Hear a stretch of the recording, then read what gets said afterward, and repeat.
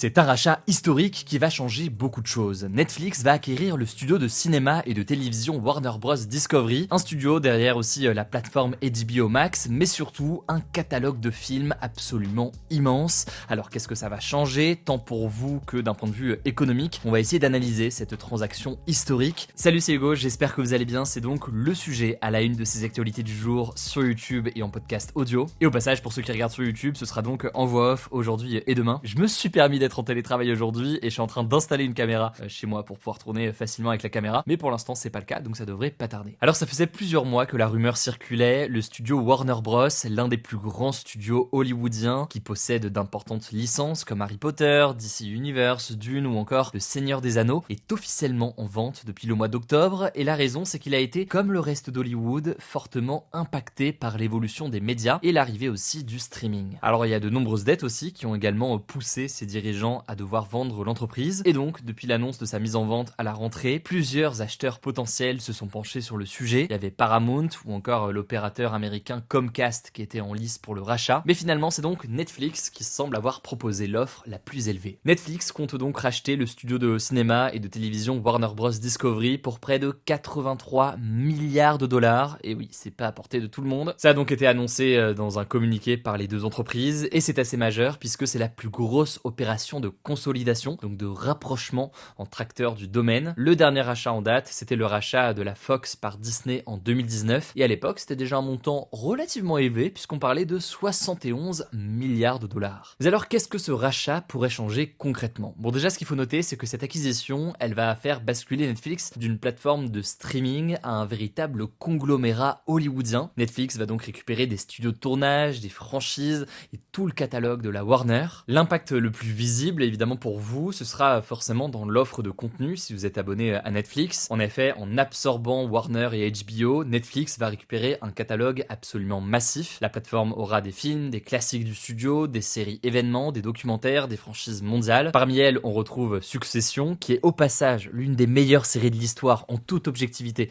mais ça c'est un autre sujet. Mais il y a aussi Game of Thrones, Euphoria, The White Lotus ou encore la future série Harry Potter qui appartiendront désormais à Netflix, comme d'ailleurs les autres films Harry Potter. La plateforme devrait aussi récupérer les droits de Friends ou encore des Sopranos. Alors maintenant, il y a des incertitudes extrêmement importantes et même des inquiétudes chez certains. La première inquiétude, c'est l'évolution de la plateforme. Alors l'aspect positif, les abonnés à Netflix peuvent imaginer que potentiellement tout cela sera disponible sur Netflix et que en l'occurrence, il n'y aura pas de hausse de prix, mais ça c'est une hypothèse, on va dire que c'est l'hypothèse la plus optimiste. La réalité, c'est que pour l'instant, on n'en sait rien. Est-ce que tout va être intégré à Netflix? Est-ce que ce sera une offre à part pour accéder au catalogue de HBO? Est-ce que les prix vont augmenter pour tout le monde pour compenser ce rachat? Aujourd'hui, disons les choses factuellement, on n'en sait rien. Autre question, autre interrogation qui se pose, est-ce que Netflix va toucher également à l'avenir du grand écran? Quand je dis grand écran ici, c'est pas une grande télévision, je parle bien du cinéma. En effet, la Warner, c'est évidemment un producteur historique dans le cinéma, avec ses studios de tournage qu'on a pu évoquer. Et donc la question, c'est de voir si Netflix va continuer à développer vraiment du cinéma, ou s'ils vont davantage se concentrer au fil des années vraiment sur le petit écran en quelque sorte, et sur la télévision ou sur les smartphones. Cela dit, sur ce point-là, selon le New York Times, Netflix a promis de maintenir la sortie dans les salles de cinéma des films de la Warner. Donc, a priori, dans l'immédiat, il ne devrait pas y avoir de grands changements. Ce qui est sûr donc, c'est qu'en termes de marché, ça bouleverse vraiment l'équilibre concurrentiel du streaming, puisque HBO Max, c'était quand même une grosse plateforme. Alors, c'est pas aussi gros que Prime Video ou encore Netflix, mais tout de même, c'est une grande plateforme. Là, il y aura d'une façon ou d'une autre une forme de fusion. Et c'est là d'ailleurs l'une des interrogations aussi du côté des autorités de régulation de la concurrence. En fait, en cumulant Netflix plus Warner plus HBO, l'entreprise contrôlerait une part importante des œuvres grand public en série et en film, et forcément les questions liées au monopole, etc., même si là c'est pas un monopole, mais les questions liées à ce rapprochement peuvent se poser. D'ailleurs, ces derniers jours, plusieurs grandes personnalités du cinéma américain, comme le réalisateur James Cameron, à qui on doit notamment évidemment Avatar ou encore Titanic, s'étaient opposés au rachat par Netflix de Warner. La crainte en fait chez certains, c'est que ça concentre trop de pouvoir et que ça nuise à la diversité des créations aux salles de cinéma ou encore à la liberté artistique. Et je me permets au passage de l'évoquer puisque on parle ici de James Cameron. J'ai eu la chance de l'interviewer cette semaine à l'occasion de son passage à Paris pour la sortie du dernier Avatar. Ça a donné une interview passionnante. On aborde plein de sujets, y compris la question de l'impact de l'IA, mais plein d'autres choses en fait absolument passionnantes. Ce sera disponible sur Instagram en format court ou alors en podcast audio la semaine prochaine a priori. Donc voilà, je me permets de vous en parler dès maintenant. J'ai très hâte que vous puissiez découvrir tout ça. Bref, dans tous les cas, le rachat donc de la Warner est a priori programmé pour la fin 2026 ou mi-2027. 2017. La seule chose qui pourrait arrêter ce rachat aujourd'hui, c'est les autorités de régulation et de concurrence donc qui dépendent du gouvernement américain. On va voir donc quelles sont les réactions et ce qui sera dit là-dessus. Mais dans tous les cas, ça me semblait très intéressant d'analyser tout ça aujourd'hui. Allez, je vous laisse avec Blanche pour le reste de l'actualité et je reviens juste après. Merci Hugo et bonjour à tous. On commence avec cette actu. Emmanuel Macron a achevé ce vendredi sa visite en Chine sans obtenir de concessions politiques, notamment au sujet de la guerre en Ukraine. Le président français avait pourtant demandé à son homologue chinois Xi Jinping d'utiliser, je cite, son influence sur la Russie, l'un de ses alliés, pour tenter de mettre fin au conflit et de corriger les déséquilibres commerciaux avec la France et l'Union européenne. Si Xi Jinping s'est dit prêt, je cite, à soutenir tous les efforts de paix, finalement cette rencontre aura surtout servi à maintenir le dialogue entre les deux pays et à défendre les intérêts économiques français sans résultat politique sur la guerre en Ukraine. Et d'ailleurs, en parlant d'échanges entre la France et la Chine, de nouveaux pandas seront envoyés en France début 2027 au plus tard au zoo de Beauval, selon Rodolphe Delors, le directeur du zoo qui est situé dans le Loir-et-Cher. Beauval est le seul zoo en France à accueillir ces animaux. Pendant 13 ans d'ailleurs, l'établissement a notamment accueilli le célèbre couple de pandas Wanwan et Yuanzi qui sont retournés en Chine au mois de novembre pour terminer leur vie. Il faut savoir que l'accueil de ces pandas a aussi un caractère diplomatique. Depuis le 7e siècle, la Chine utilise les pandas géants comme symbole pour établir ou renforcer ses relations internationales. Deuxième actu, le président du Rwanda, Paul Kagame, et son homologue congolais, Félix Tshisekedi, ont signé un accord de paix ce jeudi à Washington DC aux États-Unis, alors que des combats se déroulent dans l'est de la République démocratique du Congo. Depuis plusieurs jours, des affrontements ont lieu entre la milice armée M23, qui est soutenue par le Rwanda, et l'armée congolaise, aidée par des milices dans la province du Sud Kivu, en RDC. Ils s'accusent régulièrement de violer le cessez-le-feu qu'ils se sont engagés à respecter dans le cadre d'une médiation menée par le Qatar à Doha en juillet dernier. Ce conflit armé entre le Rwanda et la RDC dure depuis 30 ans. Il a entraîné le déplacement de centaines de milliers de personnes et provoqué une grave crise humanitaire selon Le Monde. Et donc très concrètement, cet accord promet un arrêt des combats avec l'instauration d'un cessez-le-feu, un programme de désarmement, un processus de retour des personnes déplacées et des mesures contre les responsables, selon le président des États-Unis Donald Trump. Il comporte également une dimension économique puisque les États-Unis se sont mis d'accord avec les deux pays sur l'exploitation de minerais stratégiques indispensables aux industries de pointe et dont la République démocratique du Congo regorge particulièrement. Je vous mets des liens en description si vous voulez en savoir plus. Troisième actu, au Venezuela, un pays d'Amérique du Sud, les compagnies aériennes étrangères ont décidé de suspendre leurs vols en raison des risques liés au déploiement militaire américain dans la mer des Caraïbes. Ça fait suite à un avertissement émis par la FAA, le régulateur aéronautique américain, qui recommandait aux pilotes de, je cite, faire preuve d'une extrême prudence à cause de la dégradation de la situation sécuritaire au Venezuela et dans ses environs. En fait, ça fait quelques semaines que les États-Unis ont intensifié leur lutte contre le trafic de drogue dans les Caraïbes avec le déploiement de navires de guerre ordonnés par Donald Trump. Depuis septembre, près de 20 embarcations de narcotrafiquants ont été frappées, principalement en mer des Caraïbes, faisant 87 morts, dont 4 lors d'une attaque récente dans le Pacifique. Ces attaques sont considérées comme contraires au droit international selon l'ONU, d'autant plus que les militaires américains n'ont fourni aucune preuve que les embarcations visées transportaient réellement des trafiquants. Alors en réaction à cette annonce des compagnies aériennes, le Venezuela les a accusés de, je cite, se joindre aux actions de terrorisme d'État des États-Unis et a retiré leur permis d'exploitation. À noter que les vols de migrants expulsés par les États-Unis vers le Venezuela, eux, se poursuivent. Quatrième actu, 13 grandes marques de luxe, dont Gucci, Versace et Yves Saint Laurent, sont soupçonnées par la justice italienne d'avoir fait fabriquer des sacs, portefeuilles et vêtements dans des ateliers exploitant, je cite, de la main-d'œuvre chinoise. Sont concernées également les marques Givenchy, Prada, Dolce Gabbana, Off-White, Ferragamo, Pinko, Alexander McQueen, Missoni, Coccinelle ou encore Adidas. Ces marques sont accusées de faire appel en Italie à des sous-traitants qui exploitent des ouvriers chinois dans de graves conditions. Le procureur de Milan a demandé aux marques qui sont pour le moment présumées innocentes de fournir rapidement des documents sur leur chaîne d'approvisionnement, donc l'ensemble des étapes nécessaires pour confectionner leurs produits. A noter que d'autres maisons comme Dior, Tod's, Alviero Martini, une filiale d'Armani ou Loro Piana avaient déjà été épinglées. De leur côté, les défenseurs des salariés de la mode ont dénoncé des abus depuis des décennies. Selon la loi italienne, les entreprises peuvent être tenues responsables des infractions commises par les sous-traitants, ces entreprises engagées pour effectuer une partie du travail à la place de l'entreprise principale. Cinquième actu, la Défenseure des droits, une institution chargée de protéger les droits et libertés des citoyens et de veiller au respect de l'égalité, a alarmé ce jeudi sur l'augmentation des discriminations liées à la religion en France. Selon l'enquête menée auprès de 5000 sondés, 7% des personnes interrogées disent avoir fait l'objet de discriminations fondées sur la religion au cours des 5 dernières années, contre 5% en 2016. Parmi elles, un tiers des personnes musulmanes ou perçues comme telles disent avoir par exemple déjà subi des injures ou encore avoir eu des difficultés d'accès à l'emploi ou au logement à cause de leur religion. Selon le rapport, ces discriminations touchent particulièrement les femmes musulmanes qui portent un voile. Le rapport cite également une importante augmentation des appels au 3928, le numéro dédié à la lutte contre les discriminations, de 53% entre mai et juin 2024. C'était au moment des élections législatives anticipées en France. Il s'agissait principalement de dénoncer des propos et comportements racistes, antisémites et islamophobes. La défenseure des droits appelle à une prise de conscience institutionnelle et dénonce, je cite, un phénomène trop souvent invisibilisé, voire banalisé, sous l'effet de discours stigmatisants visant certaines communautés religieuses. Et enfin, on termine avec cette actu, la présence d'Israël au concours de l'Eurovision 2026 a été confirmée ce jeudi par l'Union européenne de radiodiffusion qui organise la compétition musicale. Suite à l'annonce, l'Espagne, les Pays-Bas, l'Irlande et la Slovénie ont affirmé boycotter le concours de chant. Ces pays avaient déjà demandé le retrait d'Israël du concours et menacé de ne pas y participer si le pays était présent. Ils mettent en cause les bombardements israéliens à Gaza et la crise humanitaire qui en résulte. Ce retrait de la compétition est aussi lié aux controverses autour du soutien public massif aux candidats israéliens lors des précédentes éditions. A l'inverse, certains États, comme l'Allemagne, soutiennent la présence d'Israël à l'Eurovision. De son côté, le président israélien, Isaac Herzog, s'est réjoui de cette décision, estimant que son pays mérite d'être représenté sur toutes les scènes du monde. Les diffuseurs ont jusqu'à mi-décembre pour confirmer s'ils participent à l'Eurovision 2026. La prochaine édition se déroulera en Autriche du 12 au 16 mai. Merci beaucoup Blanche pour ces actualités. Alors pour tous les nouveaux, je pense que vous le savez, mais vous pouvez suivre ce format d'actu du jour directement en podcast audio. Ça vous permet de voir facilement nos nouvelles interviews. D'ailleurs, j'en ai sorti une cette semaine, une interview de George Clooney et Adam Sandler, et aussi nos actus culturelles. Alors pour suivre tout ça, eh bien vous tapez Hugo Décrypte sur Spotify, Apple Podcast ou autre.